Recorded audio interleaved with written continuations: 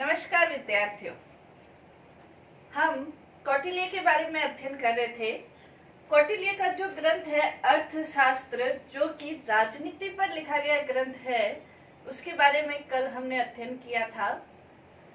आज कौटिल्य के कुछ और जो राजनीतिक विचार है उसके बारे में हम अध्ययन करेंगे। कौटिल्य ने राज्य की उत्पत्ति के बारे में अपना सिद्धांत बताया है। मनु ने जैसे राज्य की उत्पत्ति दैवीय सिद्धांत का आधार पर बताई है, कौटिल्य ने राज्य की उत्पत्ति समझौतावादी सिद्धांत के आधार पर स्पष्ट की है। कौटिल्य के यदि शब्दों में देखें तो कौटिल्य ने ये कहा था कि प्राचीन समय में जब राज्य नहीं था, उस समय मत्स्य न्याय की स्थिति थी। जैसे बड़ी मछली छोटी मछली को खा जाती है, उस प्रकार की मत्स्य न्याय की स्थिति थी, अराजकता की स्थिति थी, अन्याय की स्थिति थी। इस स्थिति से छुटकारा पाने के लिए लोगों ने आपस में मिलकर समझौता किया और विवस्वान के पुत्र मनु को अपना राजा नियुक्त किया। जो राजा है वो प्रजा को सुरक्षा प्रदान करता और बदले में जो प्रजा है वो राजा को जैसे अन्न का 6ठा, 8वां, 12वां उपजाऊपन के आधार पर भाग देती और व्यापार का 8वां, 10वां भाग, स्वर्ण का कुछ भाग, ऐसे आपस में समझौता हुआ कि राजा सुरक्षा देगा और बदले में जनता उसे कर देगी। इस प्रकार से राज्य की उत्पत्ति हुई। लेकिन कौटिल्य के अर्थशास्त्र में कहीं कहीं राज्य की उत्पत्ति के संबंध में दैवीय सिद्धांत का भी वर्णन देखने को मिलता है। लेकिन महत्वपूर्ण रूप से उस समय हम कह सकते हैं कि समझौतावादी सिद्धांत, जो कि पाश्चात्य राजनीतिक विचारक हॉब्स लॉक रूसो ने प्रस्तुत किया था, उससे कई हजारों साल पहले भी भारतीय लोग समझौतावादी सिद्धांत से अनभिज्ञ नहीं थे। तो राज्य की उत्पत्ति के संदर्भ में कौटिल्य ने इस सिद्धांत का प्रतिपादन किया था। दूसरा, यदि हम इसका सिद्धांत देखें तो सप्तांग सिद्धांत मनु के अंतर्गत सप्तांग सिद्धांत का वर्णन हम पढ़ चुके हैं। सप्तांग सिद्धांत का तात्पर्य जहां राज्य के 7 अंग है, जैसे राजा या स्वामी, अमात्य, जनपद, दुर्ग, दंड, कोष और मित्र, ये राज्य के जो 7 अंग है उसे सप्तांग सिद्धांत कहा है। उसके बारे में विस्तृत वर्णन हम मनु वाले अध्याय के अंतर्गत पढ़ चुके हैं। इसलिए लगभग वही चीजें कौटिल्य ने भी अपने अर्थशास्त्र के अंतर्गत कही है।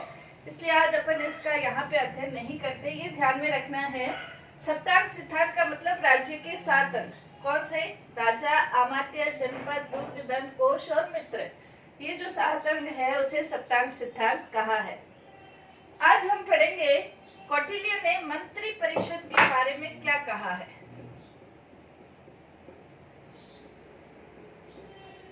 मंत्री परिषद का विस्तृत वर्णन कौटिल्य के अर्थशास्त्र के अंतर्गत देखने को मिलता है। मंत्री परिषद के अंतर्गत सबसे पहला अपना पॉइंट है मंत्री परिषद की रचना।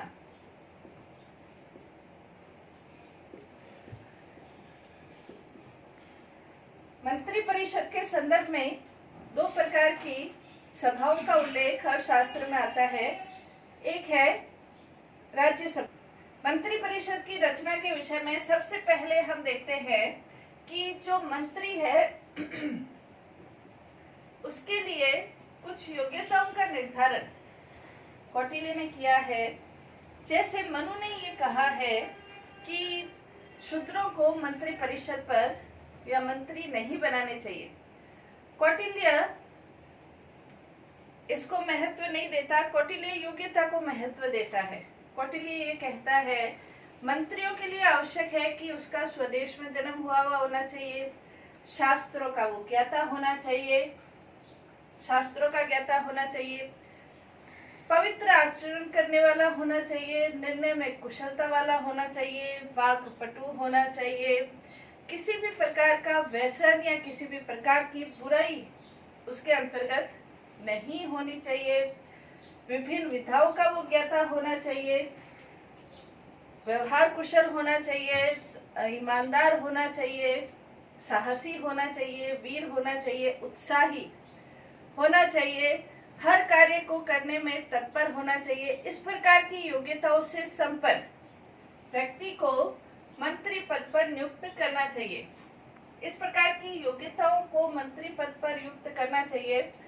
उस आधार पर कौटिल्य ये भी जानता था कि ये सारी योग्यताएं सभी व्यक्तियों में मिले ये संभव नहीं है। इसलिए उसने मंत्रियों की 3 श्रेणियां, योग्यता के आधार पर 3 श्रेणियां निर्धारित की है, जिसमें अपन कह सकते हैं उत्तम, मध्यम और शूद्र या कनिष्क। जिसमें 75% से अधिक योग्यता है वो उत्तम श्रेणी के मंत्री, जिसमें 50% से अधिक है वो मध्यम श्रेणी के, और जिसमें थोड़ी कम है वो शूद्र श्रेणी के मंत्री है। तो उन योग्यताओं के आधार पर 3 प्रकार के मंत्री उसने निर्धारित किए हैं। जो उत्तम श्रेणी के मंत्री है उसे उत्तम प्रकार के कार्य, परामर्श इत्यादि के जो महत्वपूर्ण कार्य है, विदेशों से संबंधित कार्य है, उससे संबंधित कार्य मंत्रणा करनी चाहिए। मतलब हर एक श्रेणी के मंत्रियों को उसके अनुसार कार्य निर्धारित किए जाने चाहिए। मंत्री परिषद की संख्या के विषय में भी वो ये कहता है, कौटिल्य का वर्णन ये आता है कि मंत्री परिषद के अंतर्गत कम से कम 3 या 4 मंत्री होने चाहिए। कौटिल्य ये कहता है कि यदि एक मंत्री है और राजा की उससे अनबन हो जाती है तो सही निर्णय नहीं हो पाता, सही परामर्श नहीं हो पाता। इसलिए एक मंत्री नहीं होना चाहिए, 2 मंत्री भी नहीं होने चाहिए, क्योंकि यदि दोनों मंत्री आपस में मिल जाए तो राजा के विरुद्ध भी निर्णय दे सकते हैं, मंत्रणा दे सकते हैं। और यदि वो आपस में नहीं मिले, आपस में उनका विरोध हो, तब भी वो राजा को सही सलाह नहीं दे सकते। इसलिए कम से कम 3 या 4 मंत्री राजा को अवश्य नियुक्त करने चाहिए। आगे वो ये भी कहता है, जहाँ जैसी परिस्थितियां हो, जैसी आवश्यकता हो, जैसा समय हो, उसके अनुसार मंत्रियों की संख्या निर्धारित की जानी चाहिए। जैसी आवश्यकता है, अगर ज्यादा मंत्रियों की आवश्यकता है तो राजा को अपनी बुद्धि का प्रयोग करते हुए मंत्रियों की संख्या को वो ज्यादा भी कर सकता है। लेकिन कौटिल्य ये कहता है कि यदि अधिक संख्या हो जाती है मंत्री परिषद के अंतर्गत तो जो गोपनीयता है वो भंग होने का डर रहता है। इसलिए राजा को मंत्री परिषद की जो संख्या है वो 3 या 4 तक निश्चित रखने की कोशिश करनी चाहिए। आवश्यकता के अनुसार वो मंत्री बना सकता है। कौटिल्य ये भी कहता है कि मंत्री परिषद या मंत्रियों का जो कार्य है वो एक दीपक की तरह है। जैसे दीपक मार्ग को आलोकित करता है, प्रकाशित करता है, वैसे मंत्री परिषद के मंत्री भी अपनी मंत्रणा के द्वारा राजा का जो मार्ग है वो आलोकित करते हैं, प्रकाशित करते हैं। तो ये मंत्री परिषद की संख्या थी। नेक्स्ट इसमें मंत्री परिषद के संदर्भ में मंत्रियों के क्या दायित्व हैं। ये कौटिल्य ये कहता है कि जो राजा मंत्री परिषद से परामर्श करता है वो राज्य विकास के पथ पर अग्रसर होता है, और जो राजा मंत्री परिषद से परामर्श नहीं करता है वो शत्रुओं के चुंगल में फंस जाता है। इसलिए राजा को अवश्य ही मंत्री परिषद से परामर्श करना चाहिए, और मंत्रियों का भी ये दायित्व है कि वो राजा को परामर्श दे। राजा को किन मामलों में परामर्श देना चाहिए या राजा को मंत्रियों से किन विषयों में परामर्श मांगना चाहिए, तो उसके अंतर्गत कौटिल्य ये कहता है कि जैसे राज्य के अंतर्गत किसी नीति का निर्धारण करना है, कोई योजना बनानी है, कोई कार्य करना है, राज्य की व्यवस्था के संबंध में कोई कार्य करना है तो उसके संबंध में मंत्रियों से परामर्श मंत्रणा करनी चाहिए।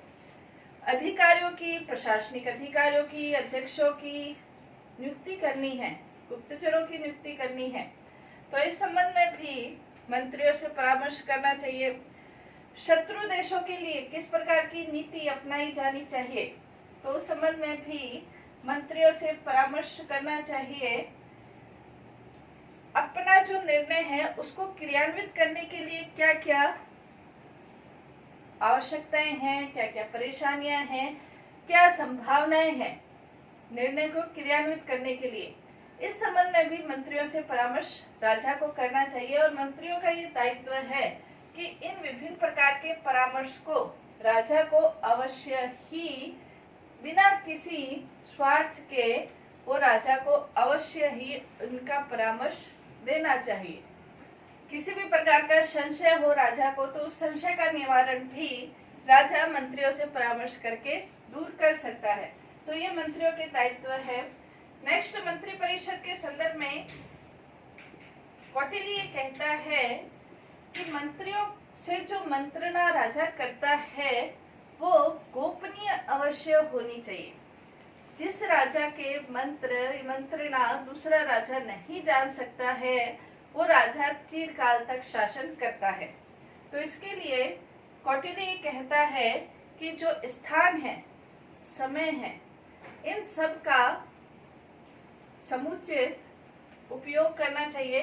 जैसे इस तरह का स्थान मंत्रणा के लिए चुनना चाहिए जहां बाहर के जो व्यक्ति है वो कम से कम आए। वहां पे जो पक्षी है जैसे तोता, मैना, शुक इत्यादि जो कि रिपीट कर देते हैं बातों को, ऐसे पक्षी वहां पर नहीं होने चाहिए। जो स्थान है या तो दिन का समय या रात का समय है वो समय ऐसा निर्धारित करना चाहिए। ऐसे मंत्रियों के साथ मंत्रणा नहीं करनी चाहिए जिसे कि बोलने की, रात को नींद में बोलने की आदत हो। इस तरह के मंत्रियों से मंत्रणा नहीं करनी चाहिए। राजा को भी अपनी भाव भंगिमा के आधार पर ये नहीं बताना चाहिए कि हमने अमुक विषय पर निर्णय ले लिया है या मंत्रणा हो गई है, तो अपनी भाव भंगिमाओं के माध्यम से भी राजा को नहीं बताना चाहिए। तो इस प्रकार से मंत्री परिषद की गोपनीयता को राजा को अवश्य ही ध्यान में रखा जाना चाहिए। नेक्स्ट है नियंत्रण।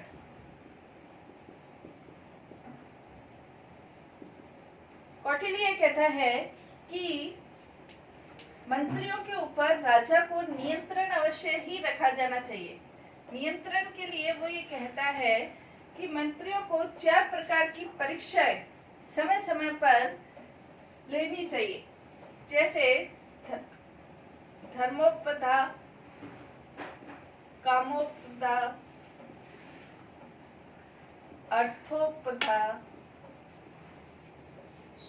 और भयोपदा।